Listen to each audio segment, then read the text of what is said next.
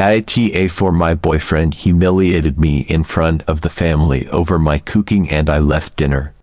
After that I started cooking only for myself. I've 26F been dating my boyfriend 28M for almost a year now, and up until recently, I would have said things were going really well between us. He's sweet in so many ways, always does little things like bringing me coffee in bed on Sundays, and he's got this incredible sense of humor that always makes me laugh. I really thought we were a great match. But something happened last weekend that has left me questioning our relationship, and honestly, I can't shake off how hurt and embarrassed I felt. A bit of background might help paint the picture. I love cooking. I'm not a professional chef or anything, but it's one of my biggest passions. I spend a lot of time looking up recipes, experimenting in the kitchen, and trying to make meals that are both healthy and taste great. My boyfriend knows how much cooking means to me. He's even complimented my cooking skills several times, though there's always been this one little caveat. That caveat is his mom's cooking, and more specifically, her lasagna. I swear, I've heard about this lasagna more times than I can count. The legendary lasagna seems to hold an almost mythic place in his heart, and he never misses an opportunity to compare my dishes to his mom's cooking. It's usually lighthearted, and I try to just laugh it off because I know it's a common thing for guys to compare everything to their mom's cooking. But lately, it's felt less and less like teasing and more like undermining my efforts. A few months ago, I even decided to make lasagna because he wouldn't stop talking about it. I thought I could take a crack at it and maybe impress him a little. I went all out, making my own sauce from scratch, layering everything with care, and letting it bake until it was all bubbly and golden. I was proud of my effort, and I felt like it turned out pretty damn well. But when I served it to him, he didn't have anything nice to say. He made a face and said, "It's good, but not like my mom's. Hers is just, I don't know, it's got something yours doesn't." I tried to pry a bit, asking what exactly I could do to improve, but he shrugged and said, "I don't know, I guess you just need more practice." It stung, but I let it go because I didn't want to make a big deal of it. So fast forward to last weekend. We were heading over to his parents' place for dinner. This was a big deal for me because I'm still trying to make a good impression on his family. They're nice enough, but I always feel a bit like I'm under a microscope around them. His mom is a very traditional woman who clearly takes a lot of pride in her cooking, and I get it, she's amazing in the kitchen, and I respect that. Before we left, my boyfriend made an offhand comment that really rubbed me the wrong way. He was straightening his shirt in the mirror, and I was just putting on my shoes when he looked over at me and said, "Maybe tonight you'll finally learn how to make lasagna properly. Yours could definitely use some improvement." I tried to laugh it off, but it really hurt my feelings. Here I was, going to his family's house, hoping to make a good impression, and he's essentially telling me that my cooking isn't up to par and that I should take notes from his mom. I took a deep breath and decided to let it go, thinking I'd just focus on having a good time at dinner. I didn't want to start an argument before we even left. We got to his parents' place, and it was all the usual pleasantries. His mom greeted us warmly, his dad was in the living room watching TV, and the smell of lasagna filled the house. I already knew what was on the menu, and I was prepared to hear everyone rave about it. Honestly, I was fine with that. I understand his mom's lasagna is a family favorite, and it's not a competition for me. I just wanted to enjoy the meal and have a nice evening. Everything was fine at first. We were all sitting around the table, and his mom brought out the lasagna. It did look amazing, with layers of cheese and sauce perfectly melded together. Everyone started eating, and naturally, the compliments started rolling in. "This is the best lasagna, as always, Mom. You've really outdone yourself," all of that. I smiled and agreed, telling his mom it was really delicious, because it truly was. But then, my boyfriend just couldn't resist. He turned to me, with that playful smirk of his, and said, "See, this is real lasagna. I've tried making it once, but let's just say, there's a reason we're all here eating my mom's tonight." Everyone laughed. I tried to smile and play along, but it felt like a punch in the gut. I could feel my face getting hot, but I kept quiet. I thought maybe he'd stop there, but he didn't. He kept going, saying that I burned the sauce, which I definitely didn't, and that maybe I should just leave lasagna to the experts. His mom laughed awkwardly, Like even she wasn't sure if it was funny anymore, and his dad just kept eating, oblivious.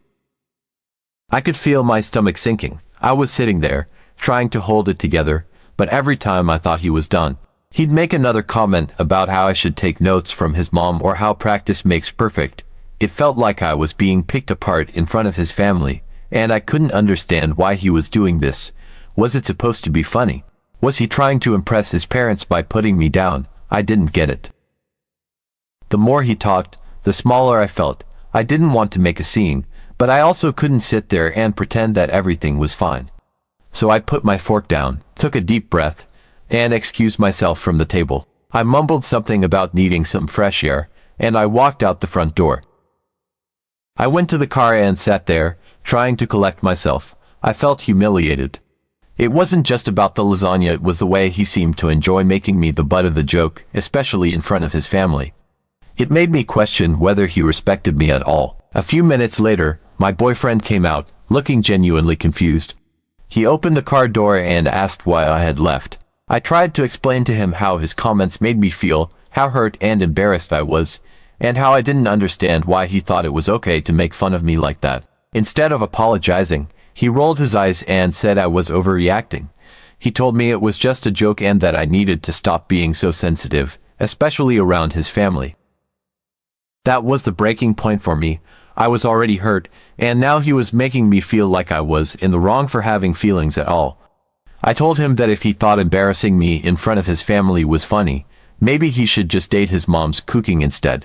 It just came out I was so upset, and I wanted him to understand how much he'd hurt me. He didn't take it well. He got angry, said I was ruining the night, and accused me of being dramatic. He said I needed to apologize to his mom for walking out and making things awkward. I couldn't believe it. I was the one who'd been humiliated, and somehow, I was supposed to apologize.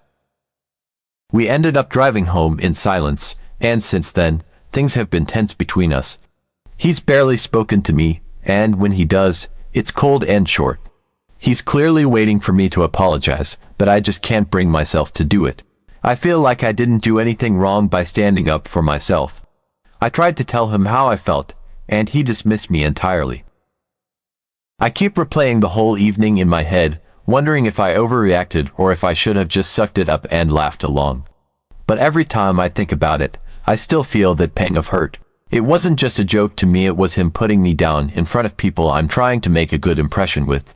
It felt disrespectful, and I can't help but feel like he should be the one apologizing, not me. I've talked to a couple of my friends about it, and they're split. Some think I should just let it go and apologize to keep the peace, but others think he was completely out of line and that I deserve an apology. I'm really torn because I care about him a lot, but I also don't want to be with someone who thinks it's okay to make me feel small, especially in front of others. So, after that dreadful night at his parents' house, things didn't get any better. In fact, if anything, they got more awkward. We'd moved past the silent treatment phase, and now it was just this weird tension hanging over us. I could feel it every time I looked at him, and I think he could feel it too. We'd exchange these forced, polite conversations like roommates who barely knew each other. You know, the kind of conversations that are stripped of all warmth and love, just mechanical words being said to keep up appearances. I was tired of it, honestly. I knew I had to do something to make myself feel better because, at that point, it felt like my feelings didn't matter to him. And since he made it clear he wasn't going to apologize, I decided that I was going to take back my power in one of the few ways I could. I was going to stop cooking for him. I know it sounds petty, but cooking is something I genuinely love. It brings me joy, and when I cook for someone, it's my way of showing love and care. But he took that and turned it into something hurtful. He belittled it, and in a way, he made me feel like all that effort was meaningless. So, I decided it was time to stop giving that part of myself to him. The first day I did it, I could feel my resolve harden. I walked into the kitchen and made myself a beautiful breakfast. Pancakes, scrambled eggs, crispy bacon, the works. He came out of the bedroom a little while later, sniffing the air. I could tell he expected a plate to be waiting for him, just like always. But when he walked in and saw me sitting there, a single plate in front of me, he looked confused, his brow furrowed, and I could see the question forming on his lips, but I just went about eating my breakfast, pretending I didn't notice. I could see him awkwardly hovering, waiting for me to say something or offer to make him a plate, but I didn't. Instead, I just smiled and said, "Morning," before taking another bite of my perfectly fluffy pancakes. He finally asked, "Is there anything for me?" and I shook my head, keeping my tone even. "Nope, I just made enough for myself." He didn't say much after that, just sort of nodded and mumbled something before heading back to the bedroom. I could tell he was annoyed, but he didn't press it then. For lunch, it was a similar story. I made myself a nice pasta salad, and again, he came out, looking around, expecting to see something for him. When he asked why I hadn't made anything for him, I simply said, "Well, you don't like the way I cook, remember? I figured it was better this way. I like my cooking, so I'll just cook for myself." He looked like he wanted to say something, but instead, he just turned and left the room. That evening, he decided he wasn't going to take it anymore. He stomped into the kitchen, grabbed some ingredients, and started cooking for himself. I sat in the living room, watching TV, but I could hear the chaos in the kitchen. Pots clanging, drawers opening and slamming shut. He was clearly struggling, and I knew he wasn't much of a cook. Honestly, it was a little satisfying to hear it felt like a small form of justice. Eventually, he emerged with something that vaguely resembled a meal. He sat down at the table across from me, and I couldn't help but glance at his plate. It was a sad-looking bowl of undercooked pasta with some kind of watery sauce. I could tell just by looking at it that it wasn't good. He took a bite, and I watched as his face twisted. He tried to keep a straight expression, but the look of disappointment was unmistakable. He forced a few more bites down, all the while shooting me these side glances, almost as if he was expecting me to swoop in and save him, to offer to make him something better, but I didn't. I just continued eating my own dinner, a perfectly cooked salmon with roasted vegetables, and acted like I didn't notice his struggle. Over the next few days, this pattern continued. I would cook for myself, making dishes that I loved, things I knew I was good at: risottos, curries, homemade bread, you name it. I'd enjoy my meals, savoring each bite, while he either attempted to cook for himself or resorted to takeout. I could see his frustration growing, but he was too proud to admit it. He'd make his mediocre meals, sit down across from me, and eat in silence, his eyes darting over to my plate every now and then. It was like he was waiting for me to crack, to go back to the way things were before, but I didn't. One night, he tried to bring it up again. He said something like, "You know, I was only commenting on the lasagna. It wasn't that big of a deal." I just looked at him and shrugged. "Well, those comments made it pretty clear you don't like my cooking, so I'm just making sure I don't burden you with it." He tried to argue, saying it wasn't what he meant, that it was just one dish, but I could tell he still didn't understand why I was hurt. He was missing the point entirely, that it wasn't just about the lasagna. It was about the way he disrespected me and my efforts, especially in front of his family. Eventually, he stopped trying to cook and just started ordering takeout most nights. I think he thought that would get to me, that seeing him eat takeout while I cooked would somehow make me feel bad, but it didn't. If anything, it just reinforced how little he was willing to put in the effort. It was like he was trying to prove a point, but all it did was make me feel more justified in my decision. The whole situation made me realize just how much I'd been putting into the relationship, how much effort I'd been making to take care of him, to show him love in the ways I knew how. And it made me realize how little he appreciated any of it. It wasn't just about the cooking, it was about the lack of respect, the lack of understanding, and the lack of effort on his part. He expected me to just take care of him without ever considering what that meant for me or how his words and actions affected me. It's been a couple of weeks now, and things are still tense. He hasn't apologized, not really. He said things like, "I didn't mean it that way," or "You're taking it too personally," but there hasn't been a real apology, no acknowledgement of how his words hurt me. And honestly, I'm not sure if I even want one anymore.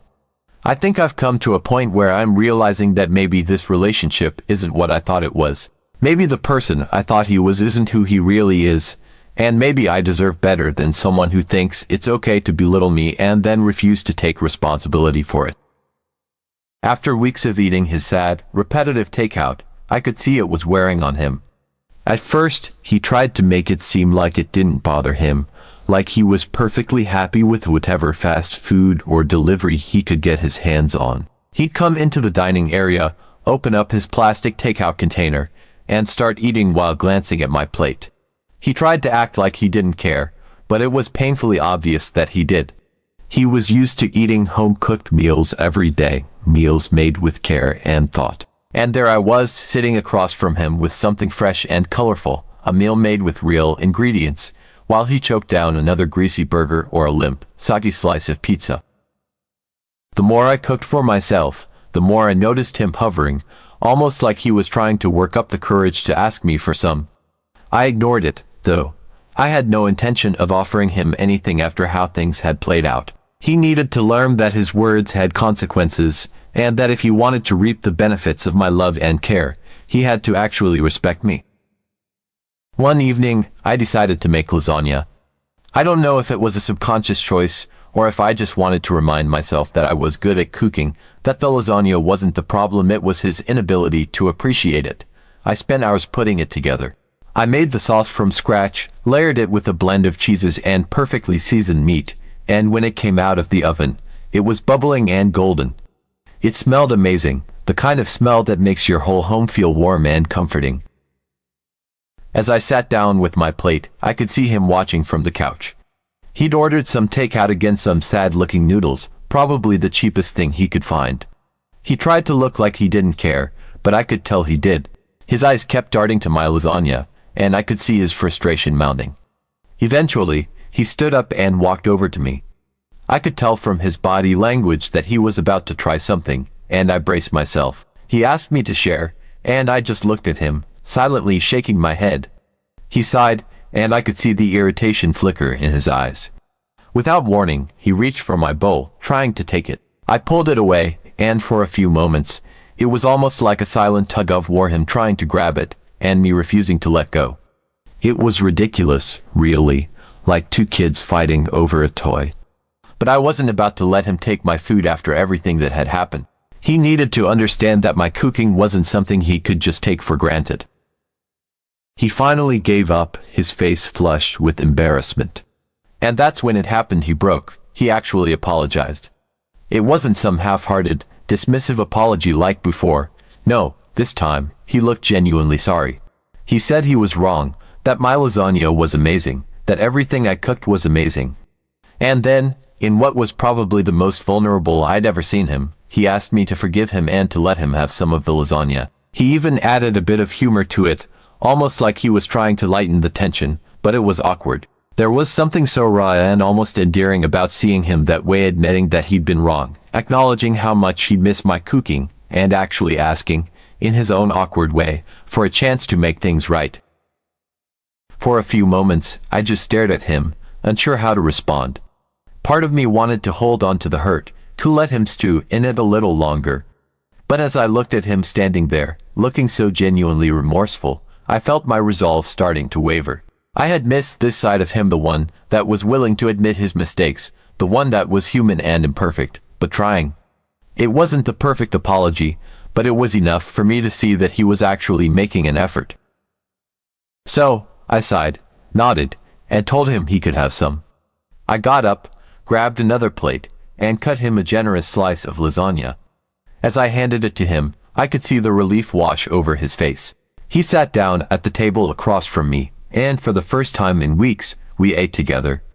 And as silly as it sounds, it felt like a moment of healing, like we were finally starting to move past the hurt and the pride and the pettiness that had built up between us. As we ate, things felt a little lighter. He made a few jokes, and I found myself smiling in spite of everything.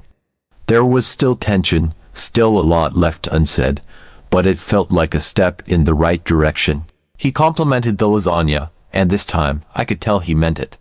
He even made a comment about how he could never make something like this, and for once, it didn't feel like a backhanded remark, it just felt honest. A little later, I apologized to his family for leaving the dinner that night. I was surprised at how understanding they were. I had walked into their home feeling a mix of shame and nerves, worried that they might think less of me for how I handled things. But as I spoke, they listened attentively, and I could see that they genuinely cared. His dad gave me an encouraging nod, and his mom, in her gentle way, reassured me that things like this happen.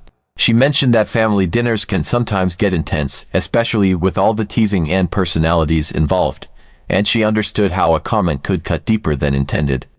I felt a weight lift off my chest as I realized they weren't judging me for it. What really touched me was when his mom added that she'd love to try my lasagna someday, but without any of the unnecessary comparisons. She smiled at me with this sincerity that made me feel seen, like she was extending an olive branch, not just for me to prove myself in her kitchen, but to genuinely connect over something I was passionate about. It wasn't about who was the better cook or whose lasagna was right. It was just a small act of kindness, and it went a long way. For a moment, I could imagine us in her kitchen together, sharing tips and laughing over bubbling pots of sauce. That small gesture meant so much to me. It wasn't just about lasagna, it was about her wanting to get to know me better, about me being welcomed into the fold of their family, beyond the awkwardness of what had happened. It was a way of saying, we see you, and we want you here. Am I Aida because I reacted like that and cooked food only for myself?